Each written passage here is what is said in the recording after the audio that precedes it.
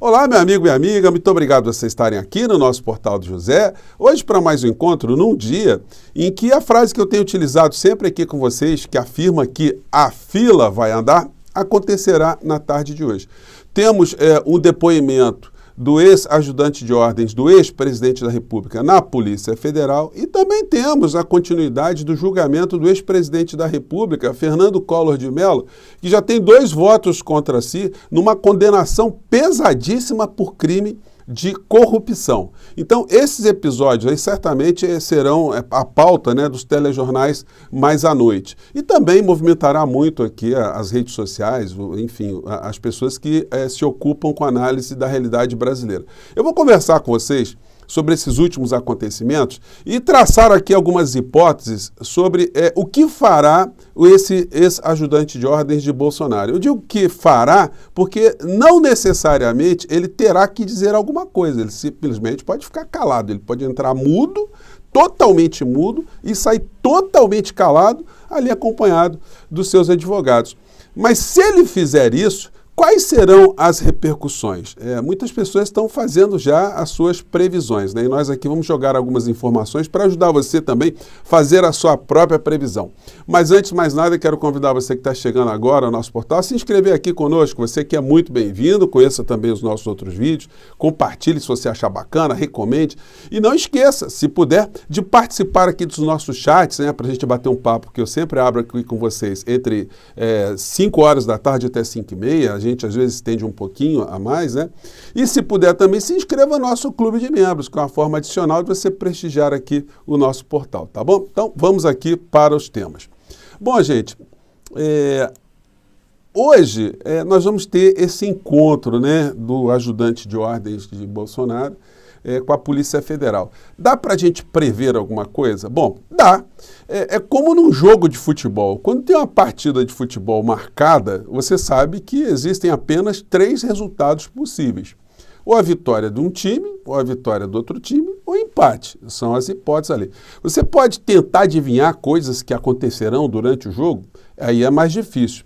Nós temos um jogo marcado hoje, então, onde o ex-ajudante de ordens de Bolsonaro estará presente. Ele pode fazer o quê? Ele pode ficar absolutamente calado, ele pode dizer completamente a verdade e a verdade que comprometa o seu ex-chefe, ou pode simplesmente assumir a responsabilidade completa para si. Diante desses cenários, o que pode acontecer? Bom, se o Cid ficar absolutamente calado, isso aí vai implicar aí uma espécie de confissão, né, que tem coisas a esconder, ele vai estender a sua permanência na prisão até o julgamento final. O fato dele tentar esconder coisas, isso aí pode não ter efeito nenhum no final da história, porque a incriminação de Bolsonaro pode se dar do mesmo jeito, a incriminação dele também, enfim, incriminação dos dois. Dificilmente alguém escapa livre dessa história. Gente, quando eu era estagiária, muitos anos atrás, né, eu fui fazer uma audiência criminal e acompanhando um defensor público, e aí uma senhora que estava depondo lá, ela foi questionada pelo promotor, né, se o filho dela trabalhava. Ela disse que sim, que o filho trabalhava. E ele perguntou aonde. Ele falou, trabalha lá com os meninos, lá na Boca de Fumo. Então, quer dizer, para aquela senhora, o filho dela que exercia alguma atividade, sei lá, de repente entregava quentinha, fazia alguma coisa, né, aparentemente lícita, mas dentro da boca de fumo, ele estava trabalhando. Eu estou citando isso porque é impossível, né, quando alguém aceita trabalhar num tipo de atividade, e sobretudo quando essa atividade é notoriamente lícita, que essa pessoa diga que não tem nenhum tipo de responsabilidade. É como uma pessoa que vai trabalhar para um bicheiro, como um apontador de jogo do bicho, ou como uma pessoa vai trabalhar num cassino, enfim, numa alguma atividade que a lei brasileira não permite que seja exercida aqui. Essa pessoa pode alegar algum tipo de inocência? Muitas pessoas tentam invocar ali o estado de necessidade, eu precisava trabalhar, estava ali, enfim, mas isso não exclui a responsabilidade criminal dessas pessoas, né? E quando alguém aceita trabalhar para um político corrupto, um ladrão, alguém que notoriamente não é uma pessoa que tem algum tipo de característica moral para você enaltecer, algum tipo de característica ética. E quando você percebe isso e continua a prestar os seus serviços para essa pessoa desonesta, o que você pode esperar dessa situação. Foi o que aconteceu com o Coronel Cid. Não é possível que ele não soubesse absolutamente nada do ex-presidente da República. E uma vez, vamos até dar esse benefício da dúvida, uma vez indo trabalhar com o Bolsonaro, depois que ele começou a perceber o que estava no seu entorno, quando ele resolveu prestar uma lealdade, aí ele fez o pacto com o crime. Ele fez o pacto com o demônio. E por esse pacto, ele vai ter que ser responsabilizado. Quais são as consequências? Se ele disser, nesse caso, e hoje o depoimento está marcado para ele falar apenas sobre a sonegação de informações, a adulteração de informações nos cartões de vacina dele, da família dele e das pessoas que estão no entorno do Bolsonaro, ele vai assumir uma responsabilidade criminal sozinho. Se ele for condenado, portanto, réu confesso, ele sofrerá uma consequência dentro da carreira militar dele, que já está destruída. Mas aí ele vai ser expulso do Exército, com desonra por ter sido condenado criminalmente pela justiça comum. E aí vai ter ali direito a uma aposentadoria, daquilo que a gente chama de morte. A gente não, a lei, a legislação, a doutrina chama de morte ficta. Ele vai ser considerado um cara morto e a viúva vai receber ali, viúva entre aspas, vai receber um dinheirinho ali todo mês proporcional ao tempo que ele ficou no Exército Brasileiro. E se ele confessar que estava agindo por lealdade a Bolsonaro, pode ser que ele seja condenado criminalmente ou tenha uma pena menor, e que esse tipo de sentença, de alguma maneira, sirva de forma positiva dentro das Forças Armadas, para ele não sofrer consequências tão pesadas, porque ele vai dizer que estava obedecendo ordens, as ordens não eram manifestamente ilegais, e aí vai tentar escapar por essa via. Então, gente, quais são as situações possíveis de acontecerem no meio dessa história? Se ele for totalmente banido, pode ser que ele tente lá na frente um cargo no gabinete de uma Damares da vida, é o que sobrará para ele, para um safe, um senador desse, alguém que tenha um cargo político, que possa colocá-lo ali num grande cabide, do bolsonarismo ali como gratidão pelos serviços prestados. Mas o que dá para a gente cravar, a gente tem que acompanhar os acontecimentos aí, é que essa gente não vai escapar. O Bolsonaro vai arrastar mais gente para a cadeia. Eu digo mais gente porque não vamos esquecer da galera que está na papuda e na colmeia, ou aqueles que estão com tornozeleira eletrônica, aquele dispositivo radiofônico, eletrônico, melhor dizendo, que as pessoas estão apelidando de Rádio Papuda FM, que fica 24 horas no ar. Pois bem, tem essas pessoas, as que estão presas e esquecidas, Daniel Silveira, Roberto Jefferson, aquele humorista lá dos hipócritas, enfim. E mais gente que está na fila para entrar em cana também. Então, são essas as previsões sobre esse caso. Mas a fila também está andando para outros lados, Quando eu digo para vocês que a opção de trabalhar para criminoso é uma opção que o indivíduo faz, a gente tem que recordar também alguns militares que trabalharam com Bolsonaro e quando perceberam onde estavam, saíram fora, Vamos lembrar aqui do general Rego Barros, que foi porta-voz de Bolsonaro. Teve uma matéria com ele no ano passado que diz: general ex-porta-voz de Bolsonaro diz que não vota mais nele.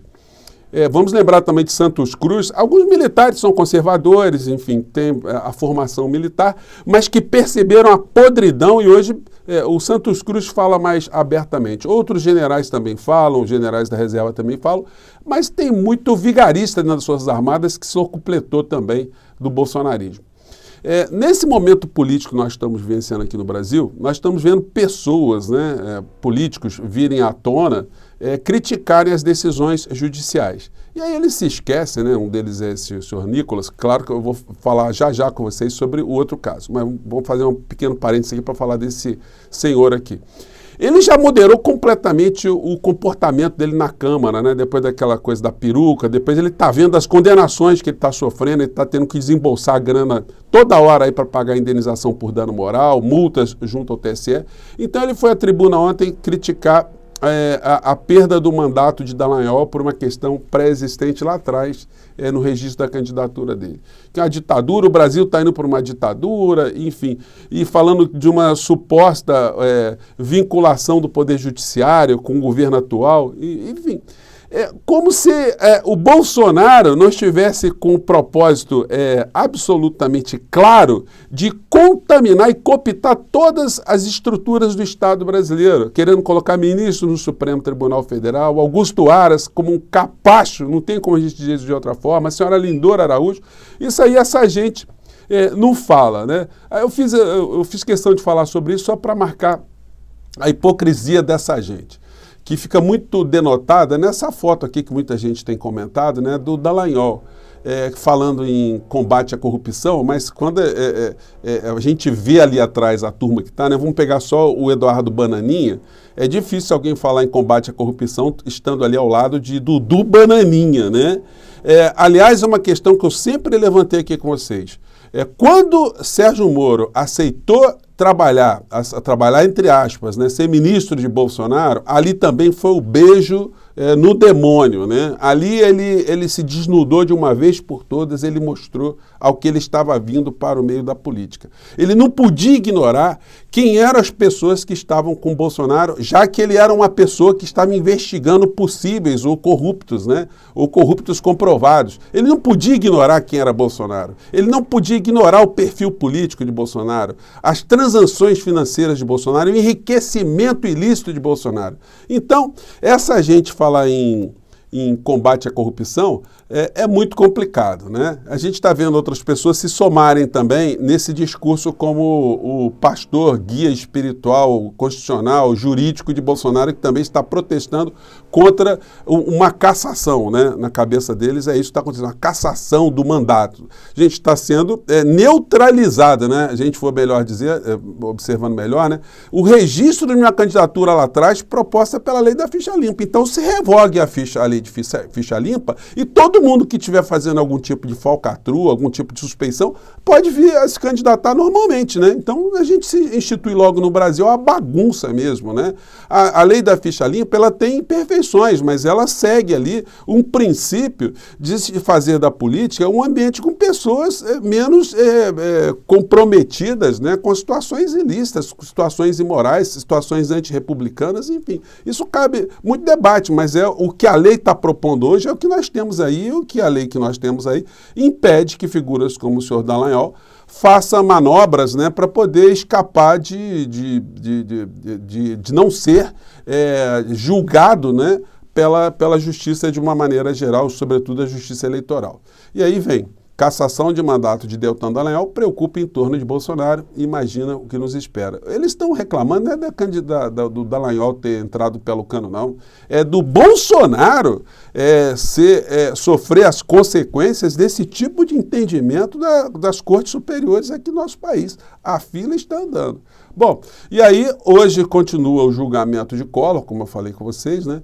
E já tem 2 votos para ele ser condenado, apenas que vão até 33 anos de cadeia. A situação, ontem o Fachin já deu um voto, o Alexandre de Moraes deu um voto também, e agora o julgamento ele segue lá no Supremo Tribunal Federal.